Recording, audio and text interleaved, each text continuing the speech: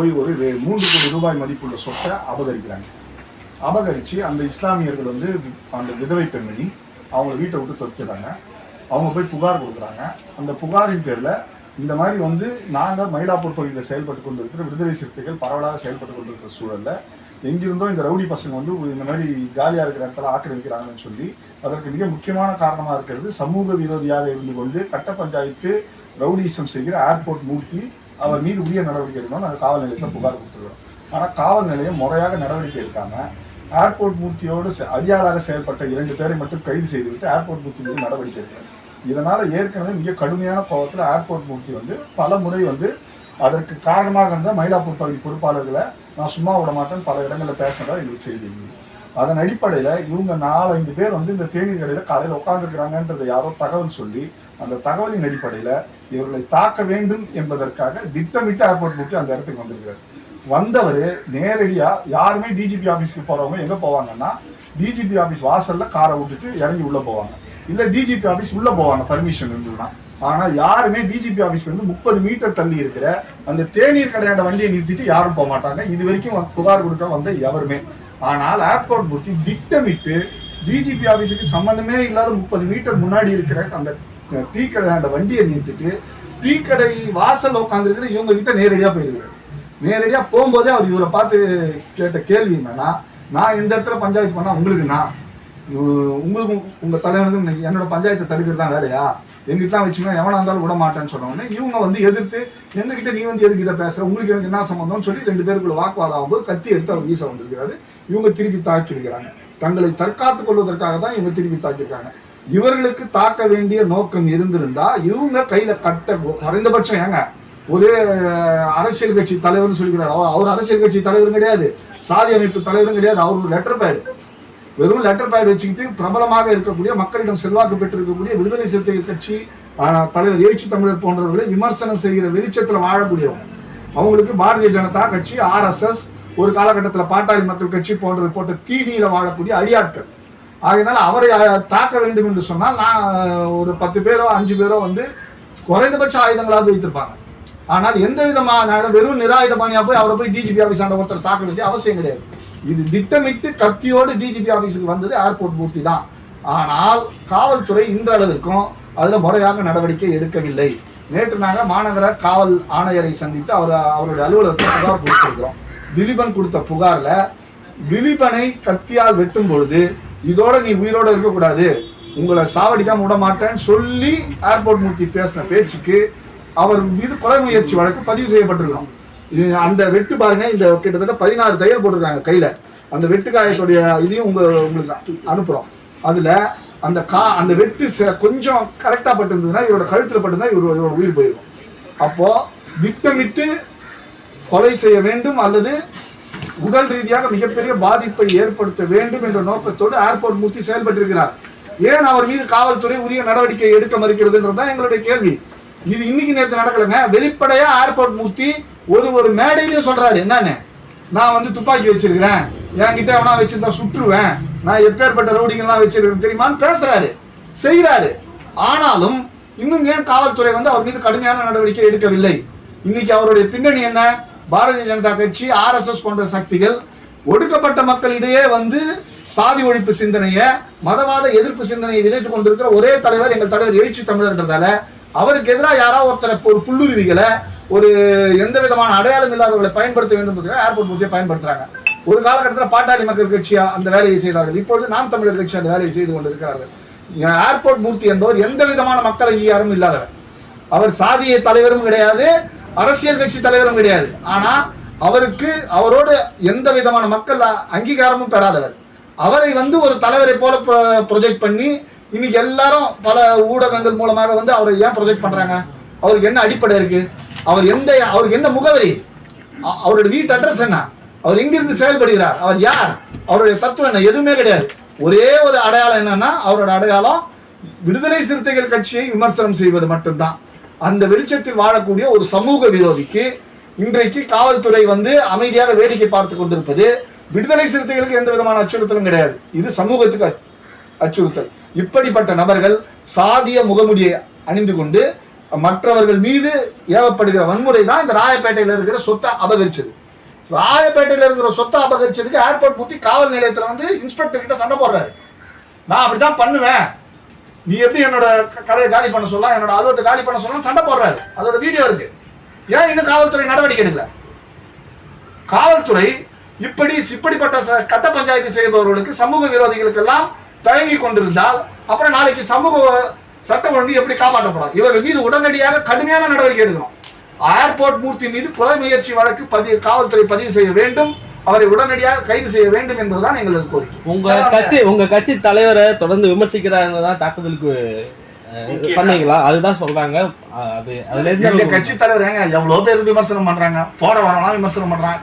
எங்கள் கட்சி தலைவர் என்பது மாநில கட்சியாக தேர்தல் கமிஷனர் அங்கீகரிக்கப்பட்ட கட்சி. எங்க கட்சி 4 சட்டமன்ற உறுப்பினர், 2 பாராளுமன்ற உறுப்பினர், தமிழ்நாட்டில் மூளை முடுக்கெல்லாம் கிளைகள் வைத்திருக்கக்கூடிய அமைப்பு எங்கள் கட்சி. எங்கள் தலைவர் ஒரு வார்த்தை சொல்றாரு சொன்னா ஊடகங்கள் மூலம் பொதுமக்கள் எல்லோரும் கேட்கக்கூடியது. யாருங்க இந்தாலாம்? எவனோ ஒருத்தர் ரோட்ல போறவன் வந்து எங்களை விமர்சனம் பண்ணிட்டானே நாங்களாம் கொந்தளிச்சு போய் அவன் பின்னாடி ஓடுறது. இந்த மாதிரி நூற்றுக்கணக்கான பேர் பேசிதான் இருக்கிறான். யூடியூப்ல பேசுறாரு, யாரா இருக்கலாம் வாய்ப்பு கிடைக்குதோ, யாருக்கெல்லாம் செல்போன் இருக்குது அவங்களாம் பேசுறான். இதையெல்லாம் பொருட்படுத்த வேண்டிய அவசியம் எங்களுக்கு கிடையாது. நாங்கள் இப்படிப்பட்ட ஆட்களை பற்றி பேசுவதும் இல்லை, இவர்களை விமர்சனப்படுத்துவதும் இல்லை. ஏனென்றால் இவர்களுடைய விமர்சனத்திற்கு எந்த விதமான பொருளும் கிடையாது. இவர்களுக்கு தேவை யாராவது ஒரு பிரபலமான ஒருத்தரை, மக்கள் மத்தியில் செல்வாக்கு பெற்றவர்களை விமர்சனம் செய்வதன் மூலமாக தங்களுக்கு ஒரு வெளிச்சம் தேடிக் கொள்கிறார்கள், பொருளாதாரத்தை தேடிக் கொள்கிறார்கள். இதெல்லாம் எங்களுக்கு தெரியாதா? போய் எங்கேயோ ரோட்ல போறவனை பத்தி விமர்சனம் பண்ணின்னு அவன் எங்களை சொல்லிட்டான்னு திருத்தி நோடுறதுக்கு நாங்க இருக்கிறோம். அப்பேற்பட்ட பாட்டாளி மக்கள் கட்சியோடு கொள்கை ரீதியான முரண்பாடு இருந்த காலகட்டத்திலேயே நாங்க கொள்கை ரீதியான முரண்பாடு வச்சிருந்தோம். இன்னைக்கு மருத்துவர் ராமதாஸ் ஐயாவுக்கும் அவங்களுடைய மகனுக்கு ஏற்படுற பிரச்சனைகளை கூட எங்கள் தலைவரை போல பக்குவமாக பதிலளித்த தலைவரே யாரும் இருக்க முடியாது. நாங்க அப்படிப்பட்ட எதிர்ப்பு சக்திகளிடமே அவ்வளவு தன்மையோடு, சமூக புரிதலோடு, சமூக நல்லிணக்கத்தோடு செயல்பட்டு கொண்டிருக்கிற எங்கேயோ ஒருத்தர் ரோட்ல இருக்கிற ஒருத்தன் எங்களை பேசிட்டான உடனே கொந்தளிச்சு போய் எங்களுக்கு வேற வேலை இல்லையா? 1008 அரசியல் வேலை, சமூக வேலை செய்து கொண்டிருக்கிறோம்.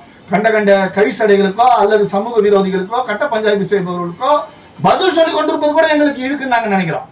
ஆனால் இப்படி வன்முறையை எங்கள் கட்சிக்காரர் மீது வந்து எங்கள் தோழர்கள் மீது ஒருத்தர் ஏற்படுத்துவார் என்று சொன்னால் அதை கூட நாங்க ஏர்போர்ட் மூர்த்தி பத்தி எல்லாம் பேசல, காவல்துறையை தான் கேட்கிறோம். நீ நடவடிக்கை எடு, இல்லை என்று சொன்னால் இது தவறான திசையை நோக்கி போவோம். நாளைக்கு யார் வேணா, நான் வந்து எத்தனை மேடையில சொல்றேன், இருந்தாலும் நான் வந்து என்கிட்ட துப்பாக்கி இருக்கு, என்கிட்ட வேணா வச்சுக்கிட்டா உடனே அவ்வளவுதான், நான் வந்து யார் கூட பழக்கம் இருக்கு தெரியுமா, என்கிட்ட மோதி பார்க்க சொல்லு, உயிரோட இருக்க மாட்டேன்னு சொல்றாரு. இதுவான பேச்சு. இப்படி பேசுகிறவர்களை யார் நடவடிக்கை எடுக்கணும்? காவல்துறை தான் நடவடிக்கை எடுக்கணும். பல பேர் மீது இப்படிப்பட்ட பேச்சுரிமையை மீறி செய்யக்கூடியவர்கள் மீது காவல்துறை நடவடிக்கை எடுக்குது. அப்ப இந்த ஏர்போர்ட் மூர்த்தி போன்றவர்கள் மீதும் அவர் கீழ் செயல்பட்டிருக்கிற சமூக விரோதிகள் மீதும் காவல்துறை உரிய நடவடிக்கை எடுக்க வேண்டும் என்பதுதான் எங்களுடைய கோரிக்கை. வேறு எந்த விதமான கோரிக்கையும் கிடையாது. எங்களுக்கும் ஏர்போர்ட் மூர்த்திக்கு நிகரும் கிடையாது. நாங்கள் ஏர்போர்ட் மூர்த்தியை பொருட்படுத்துவதும் கிடையாது. நாங்கள் எங்கள் பாதை என்பது தமிழ்நாட்டு மக்களை நோக்கிய பாதை. நாங்கள் இந்திய அரசியலை தீர்மானிக்கக்கூடிய நிலையிலிருந்து செயல்பட்டு கொண்டிருக்கிறோம். போய் முகவரி இல்லாத அல்லது அரசியல் தெளிவில்லாத அல்லது அரசியலே என்னவென்று தெரியாத கட்ட பஞ்சாயத்து செய்யற சமூக விரோதிகளை எல்லாம் எங்களுக்கு பொருட்டாக நாங்கள் கருதுகிறோம். உங்க தரப்புல இருந்தா அவரை தாக்குனதாக அவரும் நேற்று செய்தியா சந்திப்புல சொல்லியிருக்காரு சார். இவருடைய தரப்புல இருந்து அந்த டீ கடையில என்ன சார் நடந்தது? நாங்க வந்து பார்த்தோன்னா அங்க ஸ்பாட்ல இருந்தோம். அதுல வந்து பார்த்தோன்னா இவங்க நம்ம விசிகா தரப்புல அடித்த பிறகு இவர் கத்தியால கீறது இருக்கு. அந்த டீ கடையில என்ன பிரச்சனை நடந்துச்சு சார்? ஏதோ அதாவது நல்லா ஒன்று புரிஞ்சுங்க. நீங்க ஸ்பாட்னு சொல்ற இடம், நீங்க டிஜிபி அலுவலக வாசல், நீங்க காவல் பத்திரிகையாளர்கள் அந்த இடத்துல இருக்கிறீங்க. ஆனால் நீங்க சொல்ற ஸ்பாட்டுக்கும் சம்பவம் தொடங்கிய ஸ்பாட்டுன்றது கிட்டத்தட்ட ஒரு 30 மீட்டர் தாண்டி அந்த டீ கடை வாசல்ல ஏர்போர்ட் மூர்த்தி இவர்கள் அங்கே இருக்கிறார்கள் தெரிஞ்சு வந்து காரை நிறுத்துறாரு. நீங்க உங்களுடைய ஊடக பதிவுகள்ல பாத்தீங்கன்னா ஏர்போர்ட் மூர்த்தியோட கார் எங்க? இப்ப டிஜிபி அலுவலகத்துக்கு வரக்கூடியவர்கள் உங்களுக்கு தெரியும், டிஜிபி அலுவலகத்துக்கு வரக்கூடியவர்கள் டிஜிபி அலுவலக வாசல்ல தான் காரை விடுவாங்க. ஒண்ணு உள்ள போவாங்க, இல்லைன்னா வெளியில ஓரமா வண்டியை நிறுத்துவாங்க. யாருமே அங்கிருந்து 30 மீட்டர் தள்ளி இருக்கிற டீ கடையாண்ட வண்டியை நிறுத்த மாட்டாங்க பொதுவா. இப்ப நானும் டிஜிபி அலுவலகத்தை புகார் கொடுத்து பலமுறை போயிருக்கிறேன். நான் இதே ஏரியாவை சேர்ந்தவனா இருந்தாலும் நானும் அங்கதான் போய் வண்டியை நிறுத்துவேன். ஆனால் இவர் திட்டமிட்டு அந்த டீ கடையில அவங்க உட்கார்ந்து இருக்கிறாங்கன்னு தெரிஞ்சு அந்த இடத்துல போய் அவர் தான் முதல்ல இவரை பார்த்து என்ன கேட்கிறாருன்னா, நீங்கன்னா நான் ராயப்பேட்டையில என்ன பண்ண உங்களுக்கு என்ன, நீங்க எதுக்கு அதெல்லாம் தலையிடுறீங்க, என்ன வந்து கைது பண்ணலன்னு சொல்லிட்டு இன்ஸ்பெக்டர் போய் பேசுறீங்களாமே, உங்களை உன்னிய விட மாட்டோம், உங்க தலைவனி விட மாட்டேன், என்கிட்ட வச்சுக்கிற வேலை வச்சுக்காதீங்கன்னு சொல்லி அவர் என்ன எண்ணத்தில் வந்திருப்பார் அப்படின்னு சொன்னா, அவர் கூட வந்து இன்னொரு 10 பேர் இருந்ததா ஒரு தகவல். இந்த வம்பை இழுத்து இவர்களை அடித்து இவர்களை இது செய்து இதை ஒரு பிரச்சாரமாக ஒரு ஊடக வெளிச்சம் கொண்டு வந்து தான் வந்து விடுதலை சிறுத்தைகளை தாக்கி விட்டோம், விடுதலை சிறுத்தைகள் என்னிடம் மோத முடியாது, இதை சொன்னவர் தானே அவரு. இல்ல சார், ஊடக வெளிச்சம்னு முடிவு எடுத்தாருன்னா அவர் அந்த கத்தி எடுத்து தாக்க வேண்டிய அவசியம் இருக்காது. அவர் இவர்கள் திருப்பி தாக்குவார்கள் அவர் எதிர்பார்க்கல. அதுதான் அவர் என்னன்னா முதல்லயே கத்தி வச்சிருக்கிறாரு.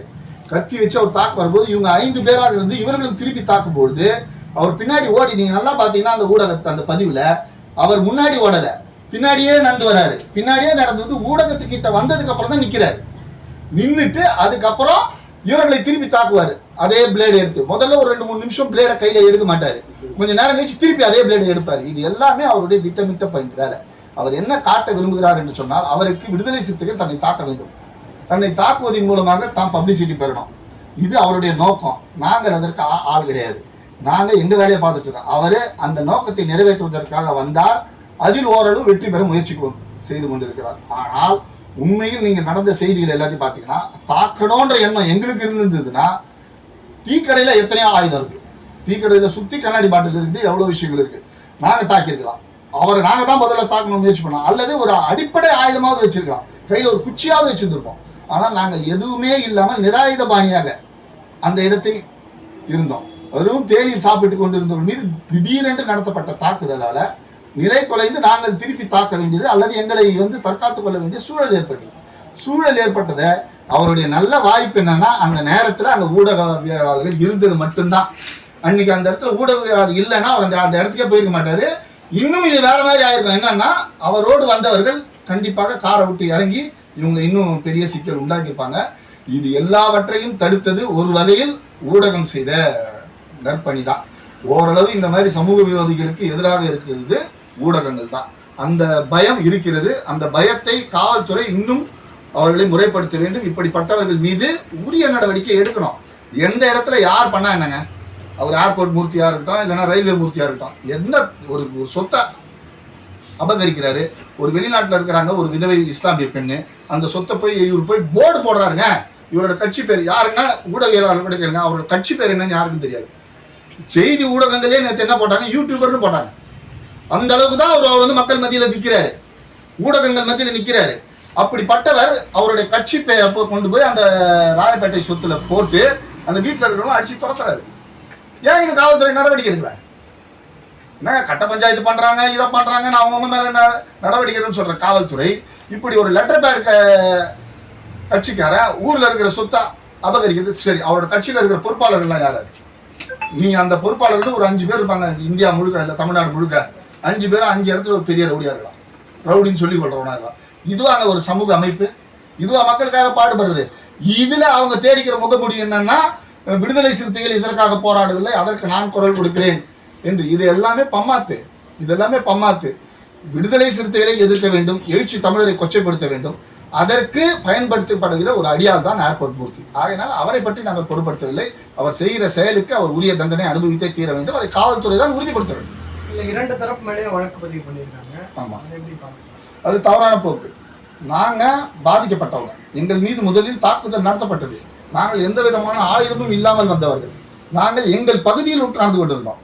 எங்கிருந்தோ வந்த ஒருத்தர் ஆயுதங்கள் எடுத்து, எப்பயுமே சட்டப்படி ட்ரெஸ்பாஸ் யார் பண்றாங்களோ அவங்க மேலதான் முதல்ல நடவடிக்கை எடுக்கும். யார் அத்துமீறுகிறார்களோ அவர்கள் மீது தான் அவர் தான் முதல் குற்றவாளி. அப்ப நாங்க அமைதியா எங்க இடத்துல உட்காந்து டீ கடையில் உட்காந்து சாப்பிட்டு இருக்கும்போது எங்க இடத்துக்கு அத்துமீறி வந்து நாங்க இருக்கிற இடத்துக்கு வந்து எங்களை தாக்கியது ஏர்போர்ட் மூர்த்தி தான். அவரோடு வந்த அடியாட்கள் தான். அவரோடு இருந்த அடியாட்களோட பின்னணியை பார்த்தீங்கன்னா அவங்க எல்லாருமே பல வழக்குகள் இருக்கு, குற்ற வழக்குகள். இவர்களை எல்லாம் விசாரிக்கணும். இந்த மாதிரி மேலோட்டமா ஒரு வழக்கு காவல்துறை விசாரிக்க கூடாது.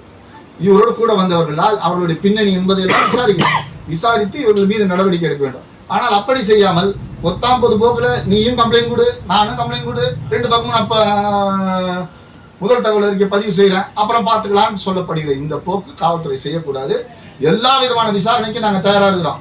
நாங்க இதோ உங்கள் முன்னால் இதோ நின்று கொண்டிருக்கிறோம். எங்கள் மீது புகார்னு சொல்றீங்க, இதோ உங்கள் முன்னால் நாங்கள் நின்று கொண்டிருக்கிறோம். ஏனென்றால் எங்கள் மீது எந்த தவறும் கிடையாது, பாதிக்கப்பட்டிருக்கிறோம். நாங்க இந்த பகுதியில மயிலாப்பூர் சட்டமன்ற தொகுதியில நாங்கள் பல சட்டமன்ற தேர்தலை சந்தித்தவர்கள்.